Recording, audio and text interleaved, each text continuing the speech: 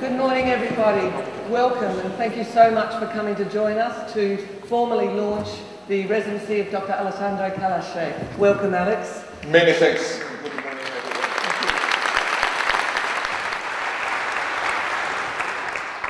Some of you know how our program works, and you know that we normally don't do it in this style. This is new for us. We're doing a conversation to welcome Alex instead of making Alex stand up all by himself and talk to you for 40 minutes, and we hope that'll be more enjoyable for you by doing that. Firstly, let me say I'd like to acknowledge that we meet on Kaurna land, and I'd like to honour the elders of the Kaurna people, past and present. And while I'm at it, I'd like to honour the elders of South Australia, past and present, and those of you especially who are here with us today. This is a big residency for us. We've had enormous interest in this residency from the moment Alex arrived a couple of weeks ago, and you can see by the numbers who've come to this introductory talk that everyone is interested in this issue. I'd like to acknowledge that our partners are the people who've invested in this residency, which is why it can go forward, and I particularly just want to thank Department of Premier and Cabinet, Department for Families and Communities, COTA, Seniors Voice, the Australian Centre for Social Innovation, Taxi, Aged and Community Services, Helping Hand Aged Care, Flinders University, City of Unley, South Australia Health, University of Adelaide, University of South Australia, and all of the other people who've helped us to mount this residency. It takes us about a year to make a residency happen. So this is not the beginning of our work, but it's the beginning of your first opportunity to see where we're going with this residency. We've given everyone a chance to take a little card. What we'd love you to do while I'm talking to Alex, and as I say, this will be in an interview style, we hope it'll be more relaxed and informal, but if you've got issues that you want to draw to Alex's attention, because really that's what we'd like to happen. We'd like to have you let Alex know what you think is important for him to pay attention to in this residency. Please make a small note of it. We'll have people collecting those cards. You can put up your hand if you want to draw attention to the fact that you've got a card. We'll collect the cards, and then for about half an hour from, it's 10:30 to 11, we'll have the conversation, and then from 11 till 11:30, we'll try and address some of your, if they're questions, we'll address them. If they're simply raised issues, we'll let Alex know about them. So let's away. So, and welcome everybody too, I forgot to say. Alex, you made a firm decision to develop your career on ageing when you were a young man. And as it turned out, it was a time in history when there are more older people than there have ever been before in the history of humankind. It's not a bad decision, I think. What I'd like to ask you is, why did you focus on this issue when you were young? And tell us what happened. Well, there is a short answer to that and a much longer one. I will start with the short one. I could see in 1975 that this was an exciting area to work, expanding new research opportunities, and that this was something that was going to happen worldwide. Aging was here to stay. At the time, there wasn't really awareness and recognition of that. But I got very excited about the idea, and I started working on it. The longer, and I think more interesting, is personal. I was brought up in a very large, extended family, Mediterranean. Each of my grandparents come from a different Mediterranean country, all immigrated to Brazil. And as a kid, there were no videotapes, no television. I used to sit with my extended, large, lots of older people around. And the choices were either to play with the kids or to listen to their stories. Much later on, I realized that this is the sine qua condition for you to have satisfaction in what you do if you work in old age, to have this intimacy with older relatives, your grandparents and others. And I was very fortunate that I had that, so it clicked. Okay, great. And now you were director of the World Health Organization in Aging for 14 years. Tell us about that. How did that come about, and how was that? Well, I did my medical training in Brazil. And I knew I wasn't going to be a formal doctor in the sense of practicing medicine in a clinical environment. I went to do public health. So in '75, a few years after playing the doctor with the stethoscope, and I was that, I decided to go to England and to do my master's degree in social medicine. I arrived there, it was exciting. a different country, much older in terms of age structure. And my first impression was very positive. Wow, it must be very good to grow older in this country. I happened to be living opposite a residential care unit, private. It was all impeccable. And then one day I read a footnote in an article in the Lancet that over 3/4 of the doctors working in geriatric medicine in Britain were from South Asia. So I thought there must be something wrong, that the British medical school environment is not really getting the British students here interested in geriatric medicine, when this should be one of the most important specialties. So I decided to do my research around that, and found out that indeed it is your contact with your family, your extended family, with all your older relatives that will pronounce who is going to have job satisfaction working in old age.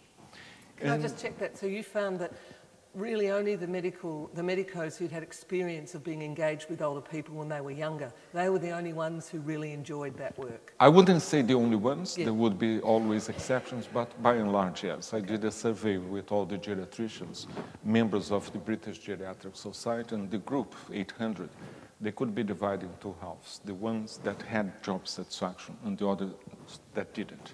And the only difference between them, regardless if they were from Bombay, from New Delhi, or from Scotland, was to have or not this intimacy with all the relatives and their families when they were young and children, adolescents.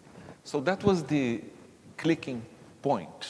And then I did my PhD and did all my postgraduate training in England and worked in Oxford for a few years and then back at the School of Public Health in London. And eventually was recruited to work as director of the WHO program. We are now in '94. Very excited, and I have never looked back. I think that it was the right decision. Mm-hmm. So tell us a bit about your experience in the World Health Organization. Tell us about the policy advances that you led and made. Well, the first thing is that the World Health Organization is a very complex institution with people from all countries. And I inherited a program which was called Health of the Elderly. I didn't want that. I said, this is a mistake. From the moment that you put the elderly in a silos, you are going to invite people to ignore that. This is for tomorrow. It's nothing to do with me. We changed the title from Health of the Elderly to Aging and Health. So the message was very clear. It's to do with us. We are all aging. That doesn't exclude people that are, say, 65 and over, but it is an invitation for everybody, including my colleagues in charge of child health, adolescent health, women's health, and so on, that everybody has a contribution so that tomorrow the cohorts that will come into old age will have benefited from the sum of all the actions. And aging is a life course. You are going to be in older age, a result of all events accumulated throughout life, and that will explain who is going to be healthy, and also I would say who is going to be happy. And that is the idea that we change the title from Health of the Elderly into Aging, and subsequently we change it again to Aging and the Life Course. Aging and the Life Course. And the Life Course. And I should say, Gary, that it is still difficult. There is still a lot of resistance.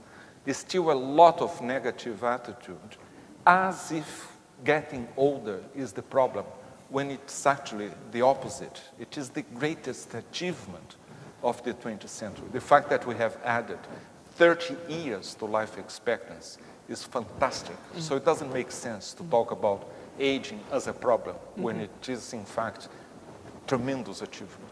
Well, in fact, you talk about the demographic revolution as well. Do you want to talk to me a bit more about that? It is a revolution. The fact that in only 1 century we have added more years to life than in all the preceding centuries, millennia. 30 years, in 1900, life expectancy was about 42. And now we have a life expectancy worldwide about 70. In countries like Australia, we are reaching close to 80. That is a revolution in itself, the numbers that are reaching old age. But more importantly, is that what makes it so fast is the decline in fertility rates. And the fact that in about 85 countries today, we have fertility rates, birth rates, that are below replacement level. So obviously, less young people and an ever-increasing number of older people makes this revolution, because it's going to affect every single aspect of society. It's not only health. It's going to affect the way we live, the way we entertain ourselves, the way we structure the cities, the way we love. That is going to change altogether this century. Fantastic. So anyone over 50, we should be feeling really wealthy. We're wealthy with life. 100 years ago, we wouldn't have had this life that those of us over 50 in the room have got. That's good news. Now, one of the policy frameworks you worked on that I'd love to hear a little bit more about is the concept of active ageing. And I know South Australia's begun some serious work in active ageing and policy development too, inspired a bit by your work on active ageing and age-friendly cities. I thought it would be really good if you could explain to this group, firstly, something about the active ageing framework, and then in a minute we'll talk about age-friendly cities. What does it mean? What's the implications of the policy work you did with the WHO? The first message I have already mentioned, it was to bring the life course, that it is the result. We are all aging, and that doesn't exclude someone that is 5 or 14, 45, but doesn't exclude either those that have already reached older age. So can I just check, is that why we've also called your residency in consultation with you a society for all ages? That is one of the reasons, that we are all in the same boat. We're all in the same boat. Regardless of what age we are, we're aging. That's a pretty radical thought, really. Well, true. I think that's not so radical. It becomes obvious once we state I know, but it's surprising that it's radical. It's just because we've siloed everything so thoroughly up until now. Yeah. Well, that is the message, first one. It's the life course. But then in 2002, there was a very important United Nations meeting, which was the World Assembly on Aging. It took place in Madrid. It triggered action around the world. For 3 years, we were all busy preparing. And people were looking at WHO because obviously, if there is one universal value that everybody shares, is that we want to get older, but we want to get older in good health. So they were looking at WHO, expecting that we would contribute significantly. And we got all the work in motion, workshops, seminars, and consultations, academic groups, civil societies. It was very exciting. 3 years preparing for the culmination, which was to launch the active aging policy framework. It's not the result of my work, Gaby. It was the collective work of so many people, including in this country, people that came freely. Professor Gary Andrews here from Australia, contributing for making this a value that people could share. And the ownership, that was not Alex's idea, that was really shared. Yeah, I understand. And the definition of active aging is the process to optimize opportunities for health, participation, and security as we grow older in order for us to have quality of life. So if I would explain a little bit that, this definition is a process, it's life course. It's centered on 3 pillars. Health, as I said, it is what everybody wants, to grow older in good health. That is the key for you to continue to participate in society. Participation is the second pillar. But failing that, we need the security that there will be a system to protect us. And if you don't have that system, it could be public, private, your children, your savings, but we need a system that will be there to protect us as we grow older and may become vulnerable. And that is what is going to lead to quality of life as we age. However, more recently, we have added a 4th pillar. It was exactly a year ago in Sevilla, an international conference on active aging, when the 4th pillar was added, which is continuing education. It is impossible to continue education. Continual education. So it is impossible for us to go through the life course without acquiring new skills, new knowledge, especially at this day and age of information technology. If I had stopped learning in 1970 when I finished my medical degree, I would be completely obsolete. It doesn't apply only to professionals. It is for the bricklayer to the librarian, to everybody will need to learn new skills so that we can continue to participate. Health, continuing education, that is what is going to make us active participants in our societies. That's fantastic. So you've been working with a number of other cities in this policy development. How has that set of principles, those pillars, translated into action in other places? A policy framework is only so good if you can really apply. So the challenge was, we have a policy framework. With no sense of false modesty, I can say that it was a policy framework that has been influential, North and South, East and West, developing and undeveloped countries. But we needed to demonstrate that this can work. And it was when we came to many different products applying, but perhaps the most important is the age-friendly cities, which we launched in 2007. It was the result of many cities working in parallel with the same methodology. The most important aspect of this application of the policy framework is listening to all the people's voices, going to 35 cities simultaneously and doing qualitative research so that we can really give those voices that were so often missing and silent and giving resonance around 8 aspects of living in a city, from transport to housing, civic participation, access to information, to jobs, and so on. And the result of this research in 35 cities is the Age-Friendly Cities Guide, which is available. That's available online, and we're going to make it available from our website as well. Exactly. Yes, yeah. And what does that Age-Friendly Cities Guide promise to a city? I mean, what can people do with that guide? What can they gain by being associated with those ideas?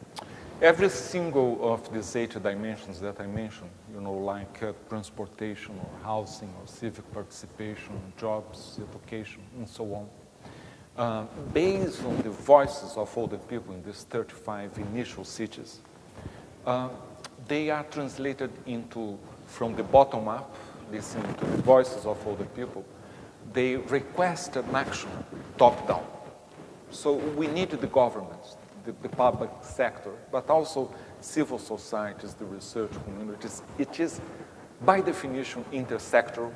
We need all the sectors to respond to what all the people have said. And from there on, we started the cycle of policy development that is around the ideas that all the people have put together.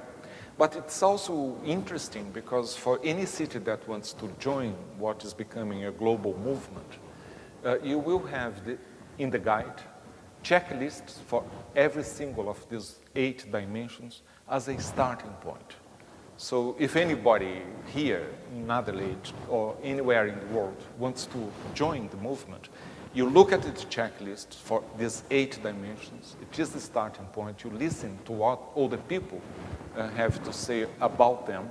And then we start thinking, what are the implications for policy? What are the interventions that will respond to the needs and the wishes of all the people? In these 35 cities that were part of the initial pilot and research group for the Age-Friendly Cities framework, have those cities found that the governments, by being presented with more organised messages from the bottom up, from the citizens, have the governments responded?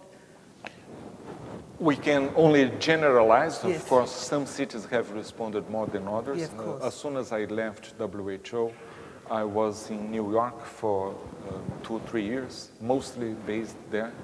We started, for instance, and I'm just giving an example, a very vibrant, age-friendly New York. Why? Because we could organize public forum as big as this and even bigger. Also small groups, focal groups, discussing around these 8 themes But most importantly, we had the response from Bloomberg, the mayor of New York, so that it became the most important social program for his administration. Oh, okay. We need this combination. Yeah. We need the bottom-up listening, but we need the top-down, the response. In other cities, it was not so vibrant, but it is growing. Yeah. So that tells us that one of the things we'll need to be scouring the landscape for during this residency is leadership from among our leader group and champions that we might be trying to find.